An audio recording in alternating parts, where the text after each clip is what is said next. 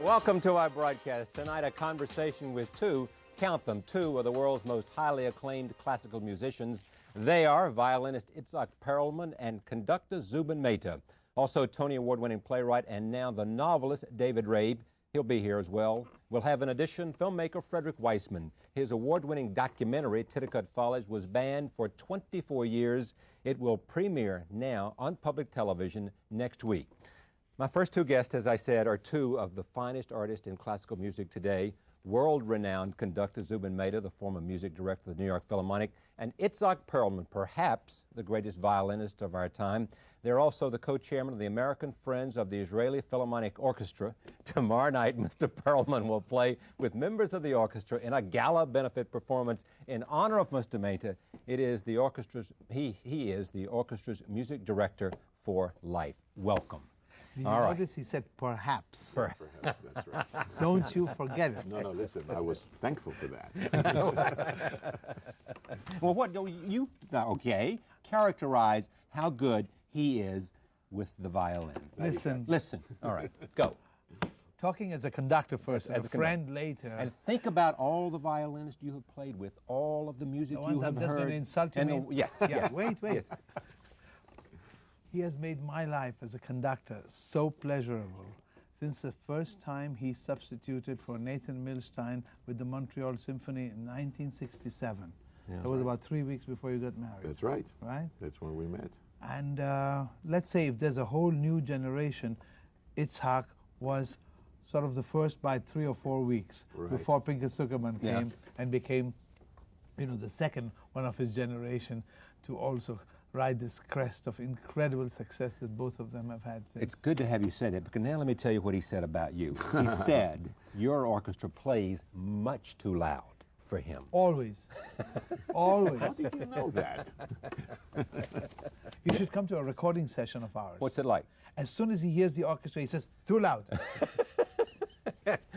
Louder violin, less loud orchestra. Only violin. Yes. No, I can only say that when Zubin is conducting, because he's, well, this is like a mutual admiration club, but Zubin is, besides being a wonderful conductor and a musician, he's the best accompanist.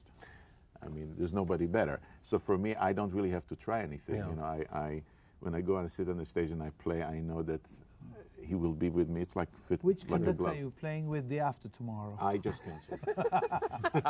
I said, well, there's nobody better. Maybe some people are about the same, but nobody better. One quick question before. Who would you, if you aspire to play like someone, whose music in your ear, violin, would move you? Who do you want to rise to? What level?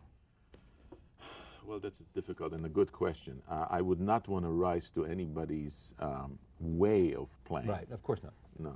But of course, for me, the only level, and I've mentioned it several times in any interview that people ask me about, is of course Heifetz for me was the sort of king of violinists, and as far as the level of perfection and level of excitement and of sheer fiery quality in the playing, and nobody. Of course, Heifetz is always a person that, at least in my mind, is the most recognizable because of such a strong personality. But of course, personality that comes out in the violin. In the violin. Right. The most incredible thing, as a matter of fact, I just had the pleasure of playing on his violin, trying to play, played a few notes on the violin, which for me was the most incredible thing. I held the violin.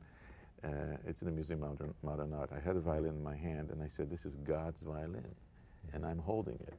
And then I played a few notes. Of course, it played in tune automatically. Oh.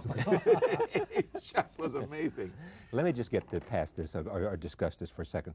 The Israeli Philharmonic, not government subsidized, right? No. Very little. Very little? Very little bit, little. any? About 6% of its budget. Yeah. You're being honored on April 1st, And with the proceeds to go to the Israeli Philharmonic, right? Yeah.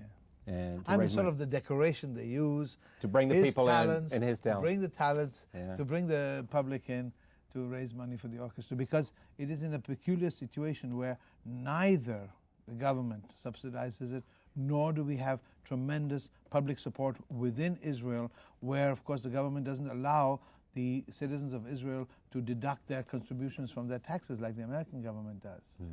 Let me, you were born in Israel and then came to the United States. Right. You were born in India? India. Yeah. Why Israel and this love affair you have with Well, I didn't Israel? emigrate to Israel. I've been living in America I know. because I was in Los Angeles, then in New Right. York with the orchestras. But I've been in Israel conducting the orchestra since 1961. Just as he came to Montreal to substitute for Milstein, Right. I went to Israel to substitute for Ormandy. That's how we all sort of start, I suppose. And there was a sort of a love at first sight, really, for both of us. And we were both 25, the orchestra and myself at the time. And after the first concert, the concertmaster in his speech where he sort of thanked me at a party said, "I know we will celebrate our 50th birthdays together." And it really happened. The Israeli Philharmonic has never played Wagner. No. And never will. No. They have played Wagner before the war when it was the Palestine Orchestra under Toscanini. After the war, with the way the Nazi regime Used it as a the march. well, they played it on those blaring loudspeakers. Can you imagine the quality of those loudspeakers in those days? Yes. Blared it at the prisoners, inmates of those concentration camps. Then also used the music of Wagner on the radio constantly to celebrate victories, etc. So since music is a language, music does transport emotion, there are people in Israel who just don't want to hear it, and one can understand that. So since the war, it has not been played, except on one occasion where I tried myself, and it was highly unsuccessful. You tried it in Israel? Yes. Yeah, highly unsuccessful in that it was banned, no. Was boycotted, or no one came, or what? I played it after the concert. In other words, I did not force the public to stay and listen.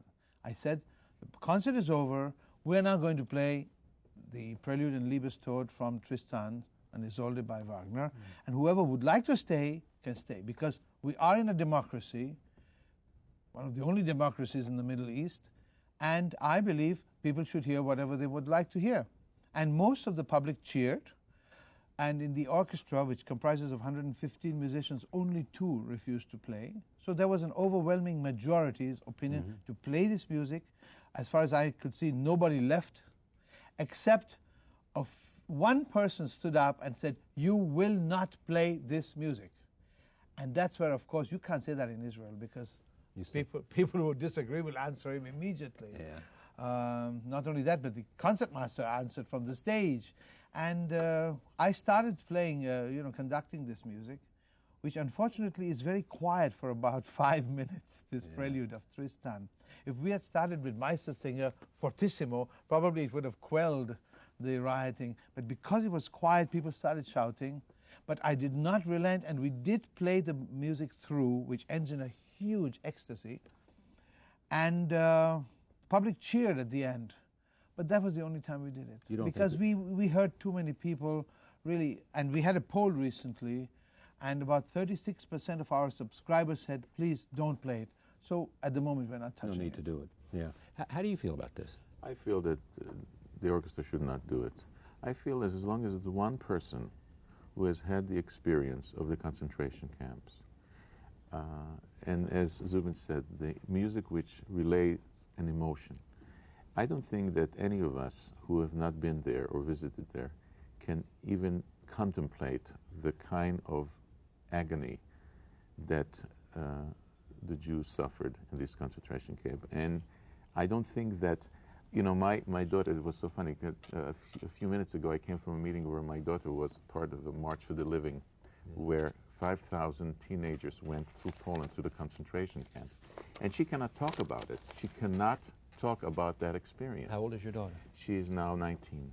And she having a lot of trouble, and today she made a speech, she was crying and everything. It was the most horrifying experience just to see the camps now. Can you imagine what it was then? and with that music in your ears. And I think that we have to give those people the courtesy and the privilege of not having to hear it. I mean, Okay. Let me take a look. I think this is the Israeli Philharmonic. We're going to see a clip here. I have a card somewhere that explains it to me, but as always, I misplaced I was the card. told it's the Tchaikovsky concerto that we played in St. Petersburg, which was then Israel Leningrad Philharmonic. in 1990. that's right. Roll tape. Here it is. Zubin should know.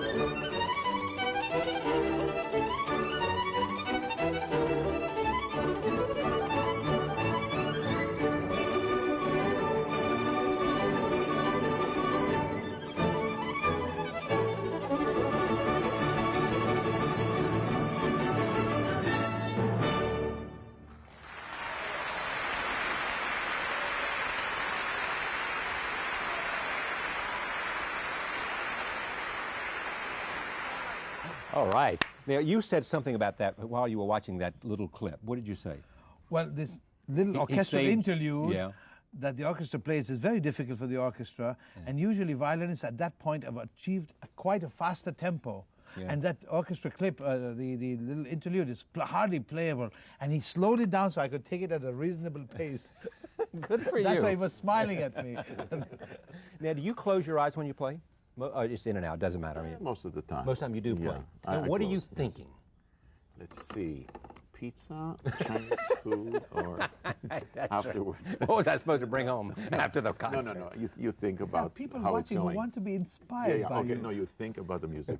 You think about You how move, it's going. yeah. You think about how it's going, and hopefully you say to yourself, "Gee, it's going pretty well." Now, Or- what difference does the conductor make in terms of the way you play, Well, perform? you don't get frustrated. I have the time to say to myself, gee, it's going pretty well. You know, this part is nice. This phrase is pretty good.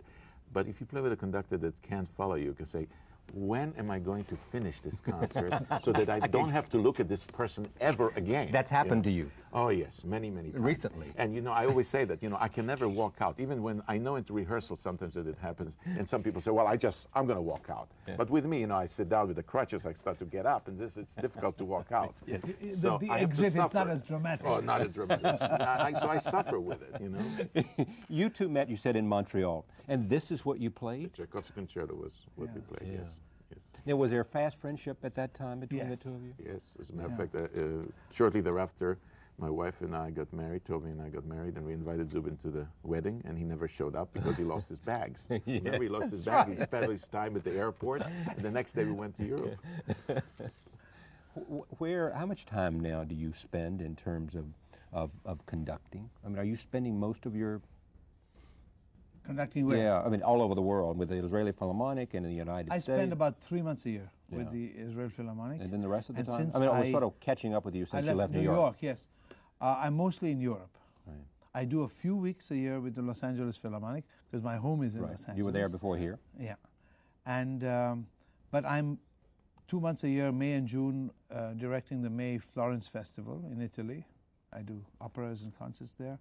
And then I spend my time with the Berlin, Vienna Philharmonics, and usually either one operatic production in London or Vienna, But then for the next 4 years, I'm very busy in Chicago with the start of the Ring Cycle, which I just started last month with Rheingold. You mentioned what violinist inspired him. Is there a conductor that was a role model for you, someone who's absolutely. genius? I would say two conductors, Toscanini and Wilhelm Furtwängler, the great conductor. Who's considered maybe the greatest of the 20th century by some? Well, no, both, I would say. Both of them.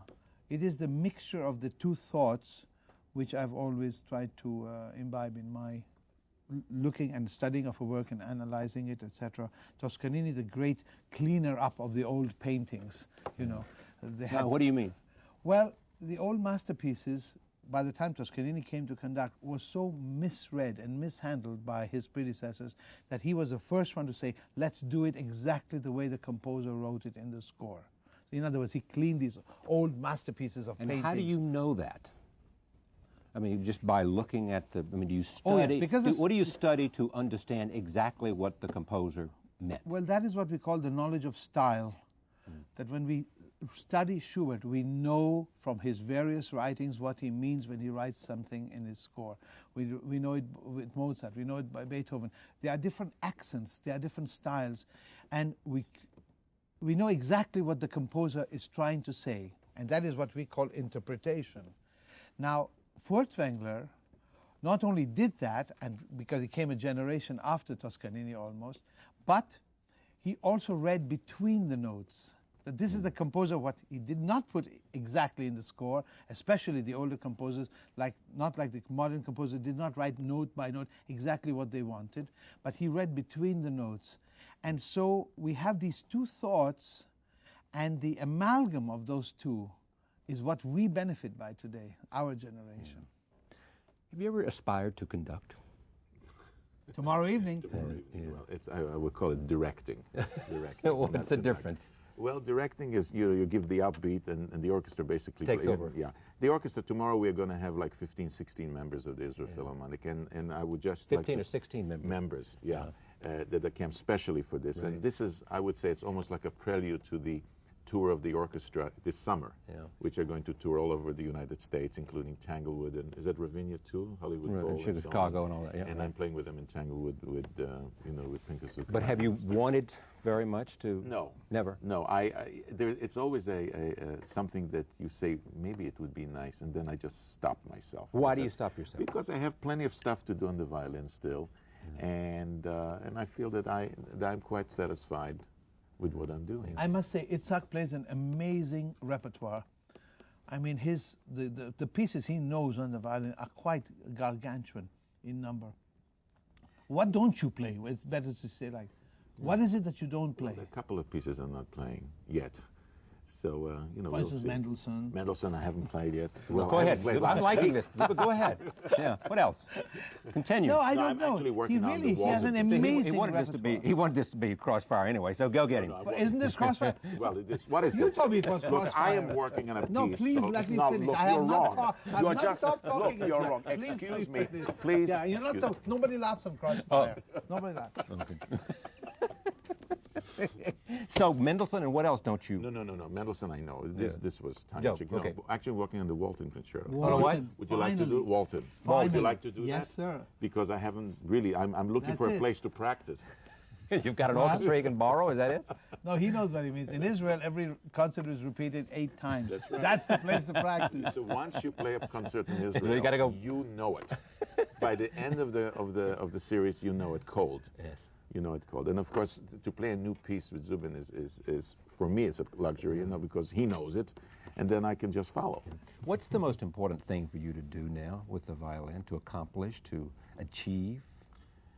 The most important thing, I think, is not to stand still, not to copy what I've done before. Not to coast. Yes, exactly, because there's no such thing as coasting in music. It's either going forward or going backwards. And if you sort of say to yourself, well, I've done it all my life this way, and why should I do the Beethoven Concerto any other way, then you're basically going backwards. So, and of course, it's a great challenge because violinists really don't have that large a repertoire, and we, especially with economic reasons and so on, we have to repeat a lot of the, quote, war horses, such as the Mendelssohn, such as the Tchaikovsky or the Brahms or the Beethoven. So, you know, I wish I kept a catalog as to, a diary as to how many times I've played the Mendelssohn, how many times I've played the Beethoven. I would probably be flabbergasted. I know that with Zubin alone, how many times did you play with the Israel Philharmonic Orchestra alone in Israel? 200 and something times. It's almost 300 performances. Yeah. But to go back to the thing, so repeating masterpieces is a great challenge to just not get bored, to not do the same thing because it just happens that you're following the same road. What do you think is his signature piece? Zubin's signature piece? I would say there's several. There's several. I would take any opera. Other guests waiting. Any opera. Any opera. What is it, Zubin?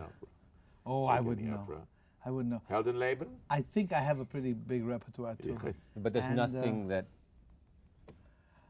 In the end, I would say it would be Don Giovanni of Mozart. Thank you.